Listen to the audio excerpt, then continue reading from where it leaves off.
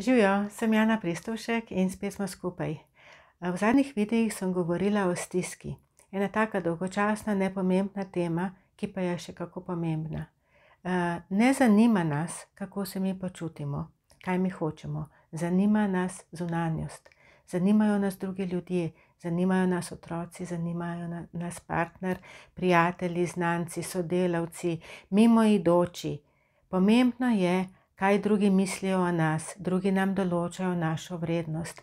Ali smo dovolj dobri, ali smo dovolj ustrežljivi, ali smo dovolj pomembni. Drugi določajo našo vrednost in to ni prav. Ozrimo se vase, ozrimo se v svojo notranjost. Kaj pomeni stiska? Bolj kot smo mi v stiski, bolj kot smo mi prepričani, da drugi določajo našo vrednost, našo pomembnost, da je pomembno, kaj si mislijo o nas, kaj bodo rekli, bolj zgubljamo svojo moč, bolj zgubljamo sami sebe. Če hočete biti dobra mama, če hočete biti dober oče, partnerka, partner, žena, mož, punca, fant, delavec, sodelavec, zaposleni, sosed, potem se ozrite vase. Ozrite se vase in poglejte, kaj vas spravlja v stisko, kako se počutite. A veste, kaj počne stiska? Stiska počne to, da mi delujemo navzven večkrat neprimerno, neustrezno, napačno in delamo škodo sebi in drugim. Hočemo, da nas nekdo reši. In takrat zahtevamo, da živi po naših okvirih življenja, po naših pravilih življenja. Hočemo, da se tako obnaša, da nam na ta način izkazuje ljubezen, pozornost, vrednost. Mi določamo, kaj pomeni biti v partnerstvu, kaj pomeni biti žena, kaj pomeni biti mož. Stiska v nas, strah, kako bo z našimi otroki, nas sili v to, da pritiskamo na otroke. Jim ne prisluhnemo, ampak pritiskamo na njih. Uči se, delaj naloge, potrpi, pritisni, ti sam nared, glej, da boš naredil, zakaj nisi tega, zakaj nisi drugega, zakaj nisi tretjega. Ali pa smo preveč popustljivi. Ne matraj se, bom jaz. Ti se samo uči, jaz bom naredila to, jaz bom naredila drugo. Če nočeš, prosim, ubogaj. Lepo te prosim, ubogaj. Še lepše te prosim, ubogaj. In otrok ne uboga. Zato, ker mu mi nismo sposobni postaviti meje, ker ne bomo dobra mama ali ne bomo dober oče. Ker nam je to pretežko. Se pravi, gre za nas, ne gre za otroke. Jaz ne pravim, da boste grobi za otroki, ampak otrok rabi varnost in otrok nima občutka varnosti pri starših, kjer je otrok močnejši od njih. Takrat se zgodi, da otrok prevzame vlogo odraslega in otrok začne govoriti, kako bo v družini življenje potekalo. Otrok začne urejati starše, kaj morata pa česa ne smeta. Pejmo nazaj na stisko. Naša stiska nas sili, da v službi tekmujemo s sodelavci ali pa sodelavkami, da gledamo, ali delajo več ali delajo manj. Zakaj imam jaz toliko dela, zakaj imam jaz preveč dela, zakaj je sodelavka dobila to delo, ker sem ga jaz sposobna tudi narediti. In se vrtimo v začaranem krogu. Ne obračamo se vase, kako se počutim, kje je moja vrednost. A sem prestrašena, a sem nekje stisnjena, a sem žalostna, a sem ujeta, a hlepim po pozornosti, a si želim ljubezni, a imam dovolj notranje moči. Ne, to nas ne zanima. Zanima nas, zakaj je sodelavka dobila, naredila, so ji omogočili to in to in to. Ne zanima nas, kako se mi počutimo. Zanima nas, kaj je zunaj in to je narobe in to nas spravlja neprestano v stisko.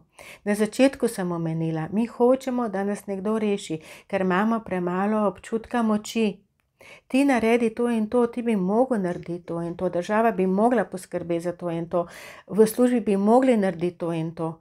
In ker smo mi v stiski, ker mi nimamo občutja moči, smo v stiski in v večji stiski, kot smo, manj občutja moči imamo in težje gremo.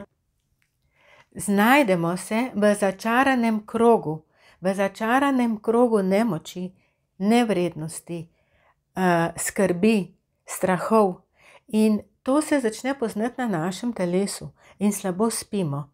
In ker slabo spimo, je naš tolerančni prag še nižji in nas skrbi. Ko nas skrbi, nas stiska v želodcu in ne moramo jesti. In ko nas skrbi, pride tisoče in tisoče misli, ki nam napolnijo glavo in v glavi vse brbota, šiba sem in tja in mislimo in tuhtamo in študiramo in premlevamo in to nam pobira moči in nimamo moči zase, nimamo moči za otroke in zgubimo živce pri partnerju, pri možu. Zakaj? Zaradi tega, ker smo izčrpani in tako se iz dneva v dan peljemo proti večji izčrpanosti.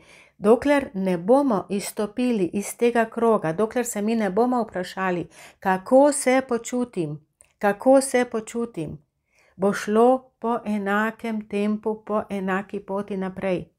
Mi se na vse navadimo na stisko. Stiska postane vsakodnevno normalno stanje in to ni prav. In potem pride do depresije in pride do paničnih napadov in pride do raznih drugih fobij, do slabega telesnega počutja, do psihosomatskih obolenj, težav. Veste, marsikdaj je samo to, da se mi v sebi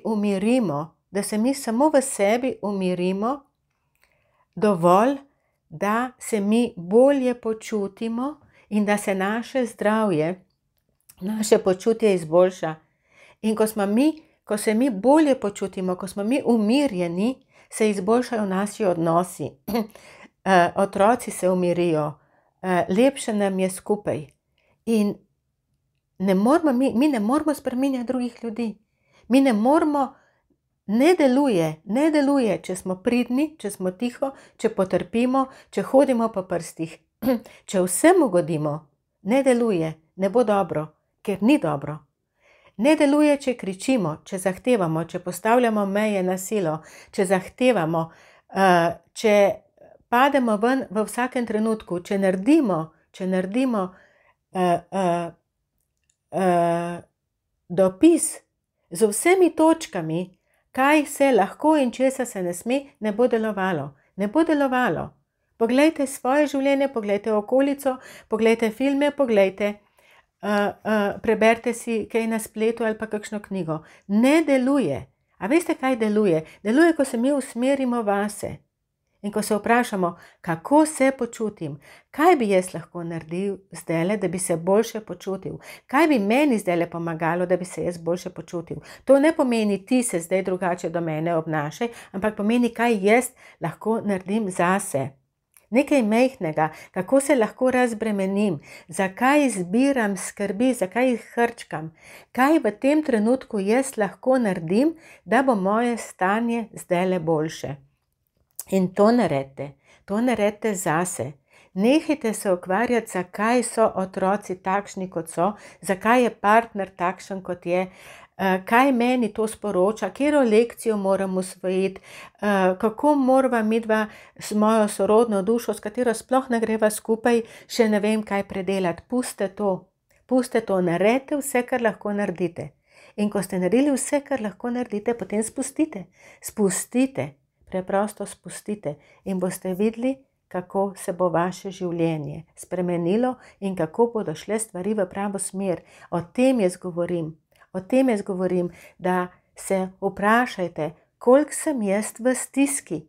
Stiska je stres in stiska je skupek nelagodja, slabega počutja, občutka manj vrednosti, pomanjkanja občutka varnosti, pomanjkanja občutka moči, pomanjkanja občutka vrednosti in še bi lahko naštevala.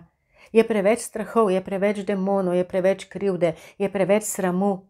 Koliko sramu nosimo ljudje v sebi brez potrebe? Zakaj? Vprašajte se, zakaj? Zakaj hrčkamo sram? In tako naprej gremo lahko od čustva do čustva. Ampak preden gremo od posameznega čustva do posameznega čustva, moramo najprej mi narediti v grobem. V grobem. Se pravi, kaj jaz lahko naredim, da se zdajle rešim te stiske. Najprej se moramo vprašati, ali sem v stiski, ali sem v sebi miren, ali ste v sebi mirni, ali ste zadovoljni s stanjem, tako kot je, zdajle tako kot je, brez da rečete, tako pač je. Sej tudi drugi tako živijo, sej ne more biti drugače. Vprašajte sebe, postanite si pomembni, sebi postanite pomembni, imejte se radi. Kaj pomeni imeti se rad? To, da si prisluhnemo.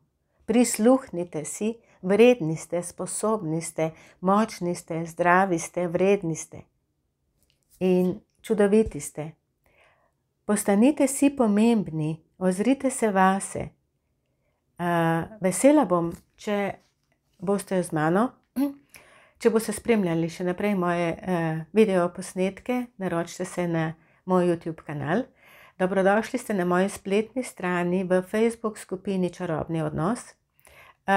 Pred kratkim je izšla dopolnjena izdaja knjige Čarobni odnos. Lahko mi pišete, lahko mi pokličete. Se bomo pogovorili, se bomo nasmejali in kmalu se spet vidimo in slišimo. In prosim, delite ta video, če vam je bil všeč. Čau, čau.